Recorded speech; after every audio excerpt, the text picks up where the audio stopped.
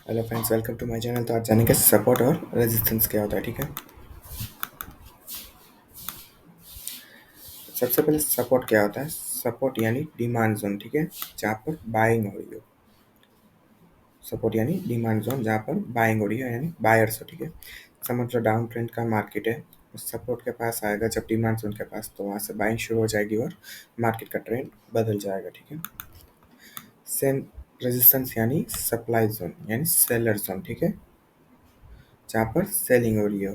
अब ट्रेंड में मार्केट होगा, जैसे इस जोन के पास आएगा वहाँ पर सेलिंग शुरू हो जाएगी और मार्केट का ट्रेंड चेंज हो जाएगा। ठीक है, अब सपोर्ट से मार्केट रेजिस्टेंस तक जाएगा, रेजिस्टेंस से सपोर्ट तक। ठीक है, ये होता है सपोर्ट रेजिस्टेंस। अभी मैंने ट्रेडिंग व्यू का चार्ट खोला है। ठीक है, आपको ये मिल जाएगा, गूगल पे जाकर ट्रेडिंग व्यू सर्च करना, तब मिल जाएगा। 15 मिनट टाइम फ्रेम में मैंने बैंक निफ्टी का चार्ट ओपन किया है। ठीक है, अगर आप इंट्राडे ट्रेडर हो तो 5, 15 और 1 घंटे का चार्ट देखना। ठीक है, अगर स्विंग ट्रेडर हो तो 1 डे का चार्ट। ठीक है,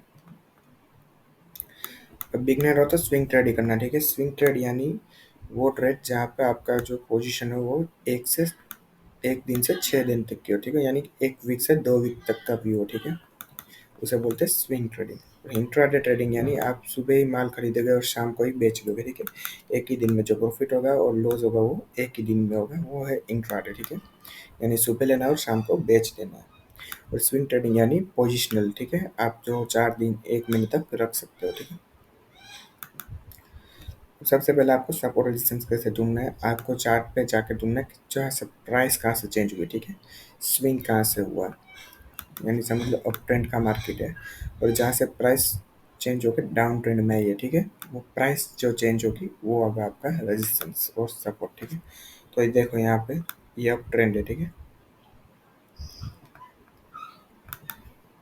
और यहाँ से प्राइस चेंज हो गई, देखो यहाँ से वापस प्राइस चेंज हो गई और थोड़ी डाउन मूवमेंट आई। ठीक है, तो ये आपका रेजिस्टेंस है जहाँ से शार्प सेलिंग हुई है। ठीक है, तो अब यहाँ तो आप यहाँ पे लाइन ड्रॉ कर सकते हो या बॉक्स। ठीक है, रेक्टेंगल लो और ड्रॉ करते हो तो ये आपका रेजिस्टेंस हो जाएगा। ठीक है, अब सपोर्ट कहाँ तक होगा, जहाँ से मार्केट गिरना शुरू हुआ और यहीं से बाइंग है गई, देखो यहाँ से मार्केट वापस बदल गया, तो ये आपका सपोर्ट हो जाएगा। ठीक है,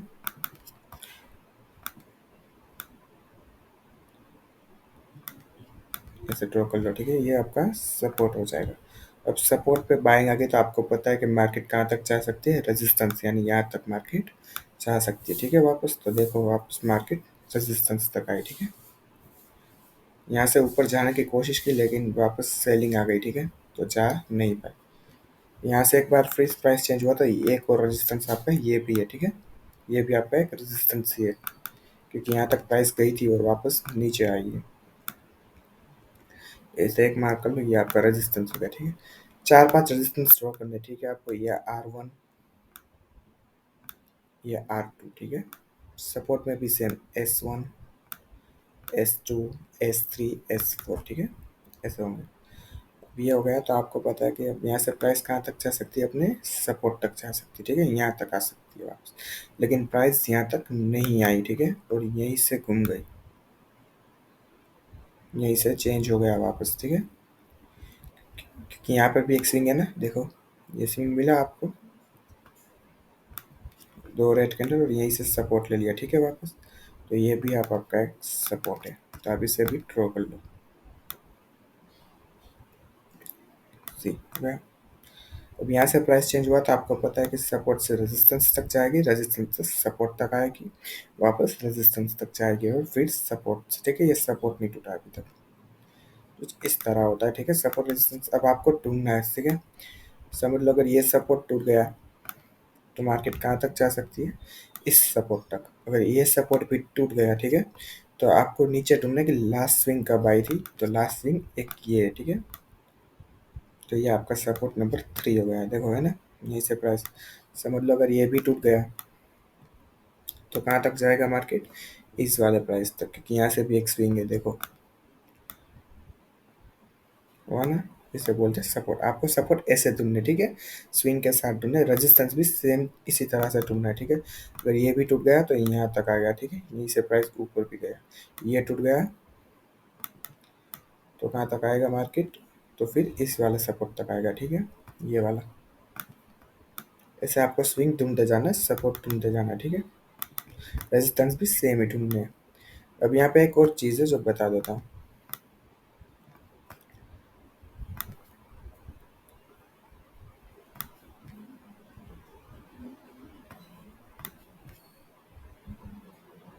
अरे यार,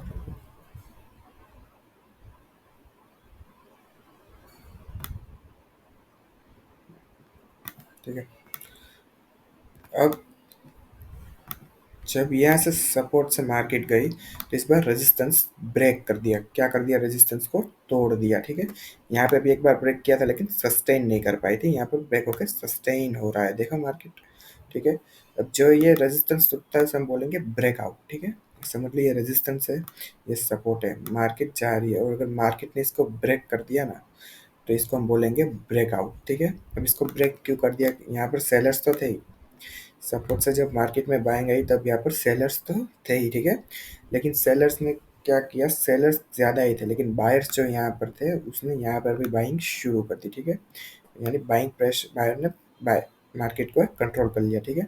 और यहाँ पर सेलर पर बाइंग हावी हो गई, इसलिए मार्केट ने इस लेवल को ब्रेक कर दिया, ठीक है। इसे हम बोलेंगे ब्रेक आउट। क्या बोलेंगे, ब्रेक आउट। अगर सेम चीज़ नीचे होगी, रेजिस्टेंस से मार्केट आएगा और अगर ये सपोर्ट तोड़ देगा, ठीक है, यहाँ पर जो सेलिंग है वो हावी हो जाएगी तो सेलर मार्केट कंट्रोल आ जाएगा, ठीक है। सेलर मार्केट को कंट्रोल कर लेंगे। सपोर्ट टूटा तो उसे हम बोलेंगे ब्रेक डाउन, रेजिस्टेंस टूटा तो ब्रेक आउट, सपोर्ट टूटा तो ब्रेक डाउन, ठीक है। अब क्या होगा, अब आपको पता है इस सपोर्ट, ये रेजिस्टेंस अगर टूट गया तो नेक्स्ट रेजिस्टेंस कहाँ है, ये वाला। तो मार्केट कहाँ तक जा सकता है, इस वाले रेजिस्टेंस तक जा सकता है, लेकिन मार्केट ने वो भी ब्रेकआउट कर दिया, देखा, ठीक है। तो यहाँ पर बाइंग प्रेशर ज़्यादा आ गए, ठीक है। अब यहाँ पर क्या होगा, एक चीज़ याद रखना, जब भी कभी मार्केट रेजिस्टेंस तोड़ दे, ठीक है, रेजिस्टेंस टूट जाए और सस्टेन हो जाए, तो अब जो ये रेजिस्टेंस है वो रेजिस्टेंस नहीं होगा, रेजिस्टेंस सपोर्ट में कन्वर्ट हो जाएगा। कहाँ कन्वर्ट हो जाएगा, सपोर्ट में कन्वर्ट हो जाएगा, ठीक है। जब भी कभी प्राइस रेजिस्टेंस की प्राइस तोड़ेगा और ब्रेकआउट देगा तब जो रेजिस्टेंस होगा वो सपोर्ट में कन्वर्ट हो जाएगा, ठीक है। रेजिस्टेंस कन्वर्ट टू सपोर्ट, ये याद रखना। सेम चीज़ नीचे अगर सपोर्ट टूटा और मार्केट सस्टेन कर दिया, ठीक है, तो जो अब ये सपोर्ट होगा वो रेजिस्टेंस का काम करेगा, ठीक है। सपोर्ट कन्वर्टिंग टू रेजिस्टेंस, ठीक है, समझ लो। इस तरह से मार्केट चल रहा है। अगर ब्रेकआउट दे दिया तो ये अब रेजिस्टेंस है वो सपोर्ट हो जाएगा, और ब्रेक डाउन दे दिया तो जो सपोर्ट है वो रेजिस्टेंस हो जाएगा, ठीक है। ऐसे याद रखें। आपको हर इंट्राडे करना है तो 5, 15 और 1 घंटे का चार्ट देखना है, ठीक है। 5, 15 और 1 घंटे के चार्ट में यूजुअली सेम ही होता है, ठीक है, कोई ज़्यादा फर्क नहीं पड़ेगा, दिखा दो।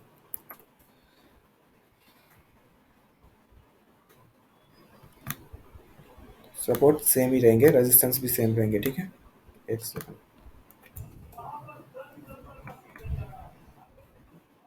टैग डिलीट हो गया वहाँ से, ठीक है। तो कोई बात नहीं, और ज़्यादा फर्क नहीं रहेगा, ठीक है। 5, 15 और 1 घंटे का चार्ट सेम रहेगा।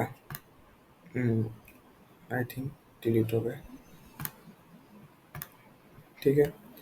अब 1 डे चार्ट पे इजी होता है, देखो। सपोर्ट रेजिस्टेंस ड्रॉ करना स्विंग ट्रेडर के लिए इजी होता है, क्योंकि स्विंग ट्रेडर 1 डे चार्ट देखना है। ये रहे यहाँ पे, ये डिलीट तो नहीं हुआ।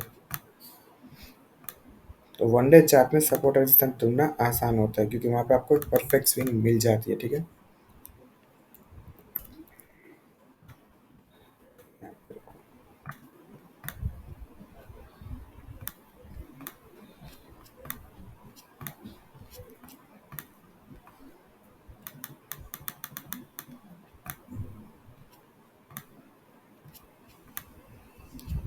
एक सेकंड,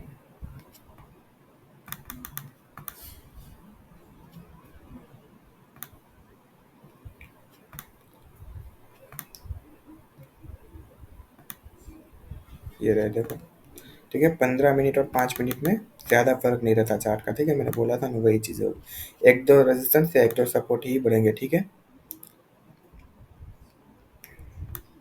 सी वही चीज़ है सारी। ठीक है, अब यहाँ पे एक बार फिर डेट दे लेते हैं। ये यहाँ पर रेजिस्टेंस टूटा। ठीक है, तो मार्केट कहाँ तक गई, इस प्राइस तक गई।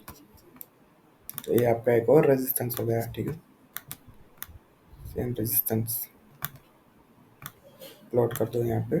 ठीक है, यहाँ से मार्केट कहाँ तक आई, अपने नेक्स्ट रेजिस्टेंस। ये एक बीच में स्विंग बन गया तो इसको भी आप मार्क कर दो एज ए सपोर्ट। ठीक है, सपोर्ट तक आई, लेकिन मैंने क्या बोला था, जब रेजिस्टेंस टूटेगा तो वो सपोर्ट का काम करेगा। ठीक है, यहाँ पर S1 ब्रेक हुआ, लेकिन S2 के पास से ही मार्केट वापस घूम गई अपने सपोर्ट नंबर 2 से। ठीक है, कहाँ तक जा सकती है, रेजिस्टेंस तक जा सकती है। ठीक है, यहाँ पर वापस एक नया रेजिस्टेंस क्रिएट हुआ। ठीक है, तो ऐसे आपको रेजिस्टेंस सपोर्ट मार्क कर लेना है। ठीक है, सिंपल है, कुछ ज़्यादा कोई बड़ा साइंस रॉकेट साइंस नहीं है। ठीक है,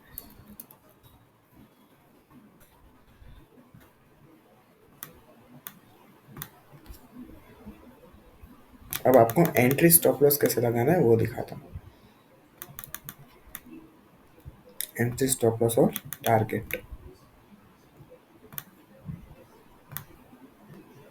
ओके, सी हमने क्या बोला था कि उस वाली कैंडल स्टिक वीडियो में, जो डाउन ट्रेंड का मार्केट होगा तब आपको बॉटम पे कैंडल स्टिक चुननी है, और जब अप ट्रेंड का मार्केट होगा तो आपको टॉप पर कैंडल स्टिक चुननी है। ठीक है, दोनों एग्जांपल यहाँ पर है, देखो।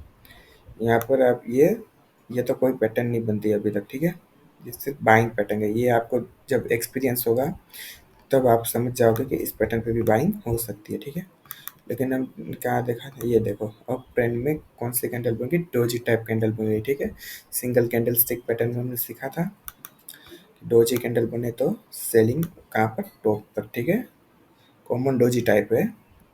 ठीक है, अब आपको अगर सिंगल कैंडल स्टिक यूज़ करनी है तो एक कंडीशन है। ठीक है, सिंगल कैंडल स्टिक डोजी है। ठीक है, अब आपको इसको यहाँ पर सेल नहीं करना। ठीक है, एक कैंडल देख के सेल नहीं करना, क्या पता अगली कैंडल ऐसे बन जाए। अब सिंगल कैंडल स्टिक पैटर्न को सेल कैसे करना है, जब ये डोजी बने। ठीक है, तो जो नेक्स्ट हो वो तो सबसे पहले एक रेड कैंडल होनी चाहिए। ठीक है, कंडीशन वन क्या है, टॉप पर सिंगल कैंडल स्टिक पैटर्न बने तो उस पर जो नेक्स्ट कैंडल हो वो रेड होनी चाहिए, कहाँ पर, टॉप पे बने तो। ठीक है, और उसकी क्लोजिंग है वो डोजी के नीचे होनी चाहिए। ठीक है, यहाँ पर एक पैटर्न बन गई डोजी। ठीक है, अब जो रेड कैंडल दूसरी है उसकी सेलिंग इस डोजी से नीचे होनी चाहिए। ठीक है, तो ये आपकी कैंडल एक्टिव हो जाएगी, यानी पैटर्न एक्टिव है। ठीक है, पैटर्न एक्टिव है। अब आपका टारगेट क्या रहेगा, सिंगल कैंडल स्टिक में ये लगाना। ठीक है, डबल कैंडल स्टिक में आपको कोई कंफर्मेशन नहीं लेनी, वन सिंगल कैंडल स्टिक में आपको ये कंफर्मेशन लेनी है। ठीक है, अगली कैंडल की क्या टारगेट होना, आपका टारगेट क्या होना चाहिए, ये सबसे पहला रेजिस्टेंस R1। ठीक है, सी यहाँ तक आई मार्केट। ठीक है, R1, या तो यहाँ से प्राइस चेंज हो ऐसा लग रहा है आपको तो यहाँ एग्जिट कर दो। ठीक है, लेकिन as a technical R1 is your target, sorry S1 is your target. Okay, support 1। ठीक है, अब सेम चीज़ यहाँ पर ऊपर देखो, ये भी सिंगल कैंडल स्टिक पैटर्न है ना, स्पिनिंग टॉप टाइप। अब यहाँ पर सिंगल कैंडल स्टिक पैटर्न जब बॉटम पे बने, एक स्पिनिंग टॉप बन गई या कोई भी बन गई। ठीक है, तो आपको वहाँ पे आपको रेड कैंडल पे कंफर्मेशन ली थी, आपको अब ग्रीन कैंडल पे लेनी। ठीक है, बॉटम पे ग्रीन कैंडल की कंफर्मेशन, टॉप पर रेड कैंडल की कंफर्मेशन। ठीक है, यहाँ पे इसके ऊपर क्लोज आई, सीधे एंट्री करना है। ठीक है, यानी कि जो बॉटम पे, सॉरी बॉटम पे, हाँ बॉटम पे बने तो जो ग्रीन कैंडल स्टिक अगली हो उसकी क्लोजिंग इस कैंडल वाली से ऊपर होनी चाहिए। अगर टॉप में बने तो जो अगली कैंडल है वो क्लोजिंग होनी चाहिए। ठीक है, स्टॉप लॉस कैसे लगाना है दोनों में, आपने यहाँ पर एंट्री की, स्टॉप लॉस इसके ऊपर का। ठीक है, इसके ऊपर जाए तो आपको लॉस अपना काट लेना। ठीक है, एसएल रेजिस्टेंस के ऊपर का, और टारगेट आपके पास ये पड़ा है। ठीक है, 1, S1 यूजर टारगेट। ओके, समझ, एक और कंडीशन समझा तो, अगर सपोर्ट पास में हो। ठीक है, सपोर्ट पास में हो तो इसको ब्रेक डाउन हो जाए फिर एंट्री करनी है।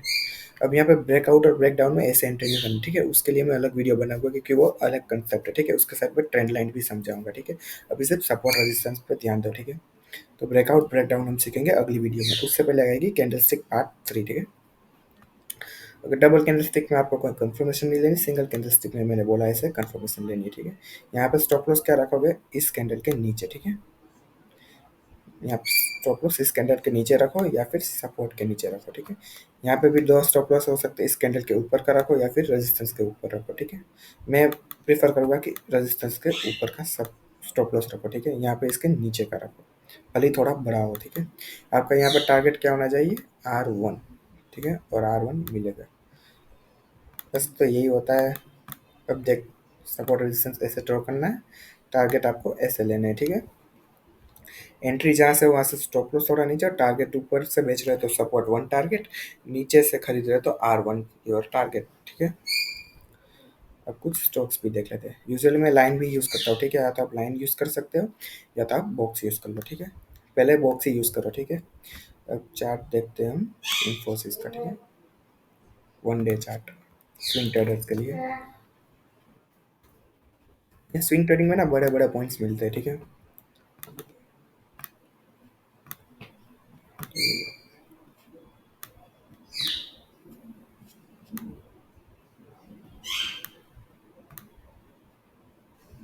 नेटवर्क इशू के कारण थोड़ा चार्ट नहीं आ रहा है। HDFC लोड नहीं हो पा रहा।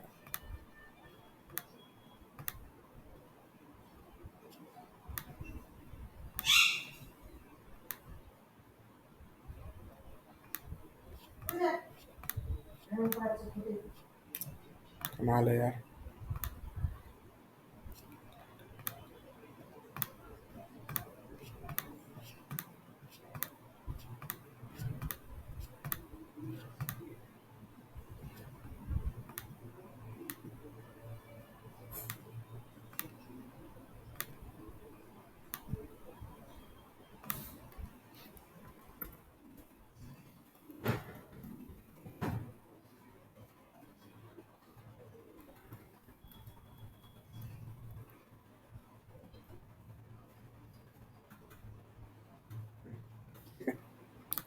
वापस से शो हो रहा है परफेक्टली। Okay nice. ओके,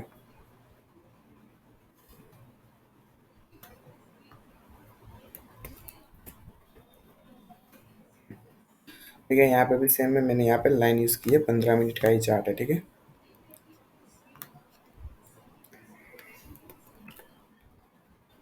हो गया load. Okay, network issue show हो गया, ठीक है। अब देखो, स्विंग ट्रेडर्स वालों को ज़्यादा फायदा होता है, ठीक है। क्योंकि यहाँ पर आपको सपोर्ट रेजिस्टेंस सीधे दिखते हैं। तो ये दिख ही रहा है, सबसे पहले तो रेजिस्टेंस, ये एक आपका रेजिस्टेंस हो गया, ठीक है, ये वाला। क्योंकि यहाँ से एक अप ट्रेंड था और मार्केट चेंज हुआ, ठीक है। अब वापस कहाँ से चेंज हुआ, यहाँ से मार्केट चेंज हुआ, तो ये आपका डाउन ट्रेंड हो गया, ठीक है। अब देखो, कई कई बार यहाँ तक भी नहीं जा रहा मार्केट, ठीक है। यहीं से रिटर्न हो जाएगा, ठीक है। क्योंकि यहाँ पर एक रेजिस्टेंस है, ये पीछे वाला, इसको देखो, ठीक है। रेजिस्टेंस कभी फेल नहीं होंगे, ठीक है। उसको जितने भी आए सारे रेजिस्टेंस थ्रो करो, ठीक है। ये आपका रेजिस्टेंस 2 हो गया, ठीक है। यहीं से मुड़ गया तो इसे भी मान लो R1 R, अब यहाँ तक जा सकता है, ठीक है। बीच में आपको कोई भी कैंडल नहीं देखनी, कोई भी पैटर्न, आपको बॉटम पे देखनी है कैंडल, ठीक है। और एक टॉप पर देखनी है, बस वही आपको एक्टिव होगी, जो बेरिश कैंडल्स होती है, ठीक है। तो यहाँ पर आपको ज़्यादा पॉइंट मिलते हैं। देखो, स्विंग ट्रेडिंग में 1 2 3 4 5 6 7 8 9 10 11 12 13 14 15 20 डेज ऑलमोस्ट समझ लो ना, 20 डेज में 200 पॉइंट तक की मूवमेंट ऑलमोस्ट मिल गई, ठीक है। आपने सेल कहाँ किया, 1640 पे अगर सेल किया, ठीक है। ये भाई मान लो, ठीक है। 1560 पे सेल किया तो आपको पूरे 100 पॉइंट्स मिले, ठीक है। 1440 तक गई मार्केट। यहाँ से अगर समझ लो आपने ये पैटर्न देखकर बाय भी किया, तो थोड़ी दिन में विथिन 20 to 25 डेज एक और आपको 100 पॉइंट्स की रैली मिल गई, ठीक है।